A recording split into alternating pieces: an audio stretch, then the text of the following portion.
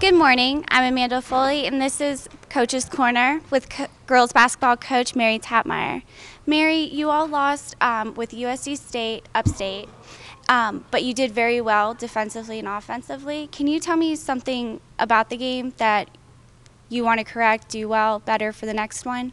Well, again, we're speaking of the same things. We missed some free throws, and we didn't take very good care of the basketball. We had some turnovers that led to some easy opportunities. And I think probably for the coaching staff, the most disappointing thing was they were a lot more physical than we were. And I think we got a little bit on our heels, and we're a little bit intimidated by the physicality of that game. But that's something, you know, that they're, as a young team, they're just going to have to mature and realize that they have to battle through. Correct. Now, the first half you did very well, but you ended up in a tie. What were you doing correctly? What were you doing right in the first half that didn't go too well in the second half? Well, we jumped out to a 30-19 lead, and then Brittany Kirkland got in foul trouble, but I don't think that really affected us in the first half.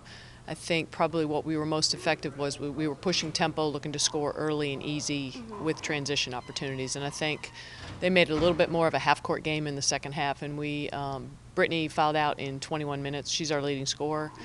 She still scored 12 points, but I thought we had some other production off the bench. It was just we had different combinations of players that probably haven't played a lot together, and that's incumbent on the coaching staff to get more combinations together in practice so they get used to each other. But I really think we just didn't push tempo as much. We were a little bit fatigued. You know, it was our fourth game in 8 days, and that takes a toll when you've got some girls that are playing a lot of minutes. So we need to utilize our bench a lot more, and you know, hopefully come out on the other side.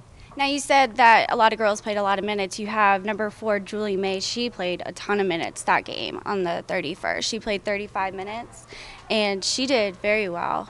How do you feel about that? I think Julie May's been playing really well the last 3 or 4 games. She's kind of gotten back into a groove, understands that for her to make our team well, she needs to involve a lot of her teammates in offenses, getting them the ball, creating scoring opportunities for her teammates. She did a great job of that in the first half. And unfortunately, the burden fell on her for most of the second half to be the point guard and bring it up the floor and get everything set. So Julie May has been really playing well, and we just need to continue to ride that horse. And Brittany and Arlandia have been playing well, and we just need a little bit more production from some other players in our program. Yeah, she had the most free throws and the 3 of 7 field goals, Brittany Kirkland. She did very well, 4 turnovers, but she made that up in the second half and, you know, scoring as well.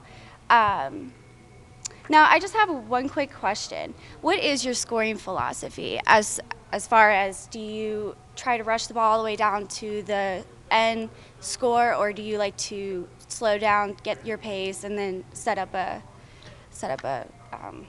play? Well, I think our team's mentality is an aggressive mentality. They want to score quick. They want to score early in transition and push tempo.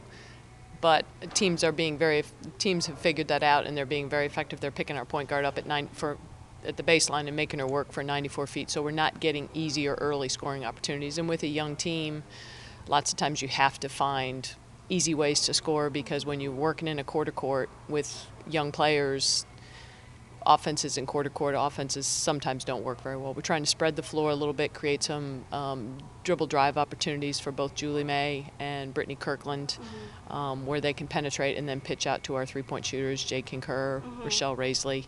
We need to establish a little bit more of a post presence, but I think probably we've made an effort to try and get to the rim more, get to the free throw line, and I think we've done a pretty good job of that. We just haven't knocked down those free throws. Right. So it takes practice, a lot of practice. But, okay, so you have a game coming up with JU. Are you excited? Yes, we are very excited. We lost in overtime there last week.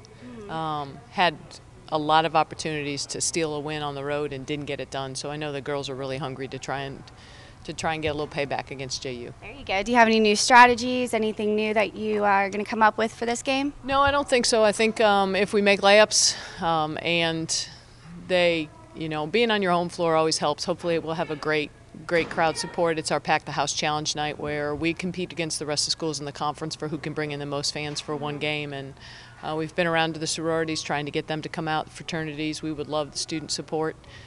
With a crosstown rival, you know, the louder the gym, the better your girls play. So we'd really like the support. Oh, great. Well, don't forget that JU and UNF what is it, the 24th? The 30th, I'm sorry, the 30th. No, Wednesday, tomorrow.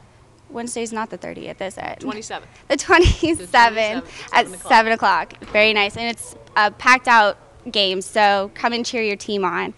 Thank you so much. I appreciate your time. Thank you.